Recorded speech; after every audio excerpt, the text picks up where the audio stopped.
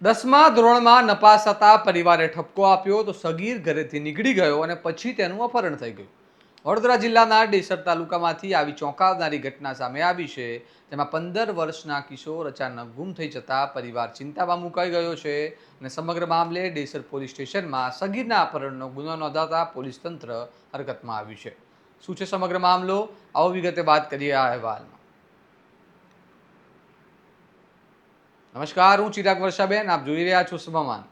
તુલસી ગામ નગરી વિસ્તારના એક પરિવારનો ગુમ થયેલો આ કિશોર તાજેતરમાં ધોરણ 10માં નાપાસ થયો હતો. પરિણામ બાદ પરિવારજનોએ તેને અભ્યાસ બાબતે ઠપકો આપ્યો હતો.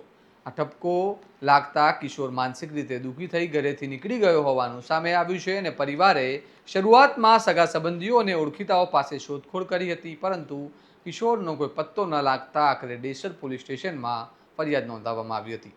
પોલીસે અજાણ્યા ઈસમ સામે ભારતીય ન્યાય સંહિતાની કલમ 137(2) હેઠળ અપહરણનો ગુનો દાખલ કરીને તપાસ શરૂ કરી છે. હાલ ડેસર પોલીસ દ્વારા આસપાસના વિસ્તારોના સીસીટીવી ફૂટેજ, મોબાઈલ લોકેશન તેમજ અન્ય ટેકનિકલ આધારોના આધારે સગીરની શોધખોળ હાથ ધરવામાં આવી છે.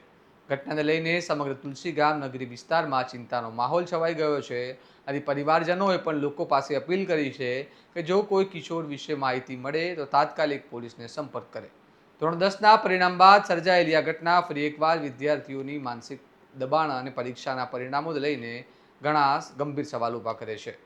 હવે જોવાનું રહ્યું પોલીસ કેટલું ઝડપથી બાળકને શોધી કાઢે છે, કારણ કે અગાઉ પણ વડોદરામાં એક મહિલાના અપહરણની ઘટના સામે આવી હતી. તમારું આ મામલે શું માનવું છે અમને કમેન્ટમાં જણાવો અને આ પ્રકારના અહેવાલો માટે તમારા સ્વમાનને લાઇક, શેર અને સબસ્ક્રાઇબ કરવાનું ભૂલતા નહીં. નમસ્કાર.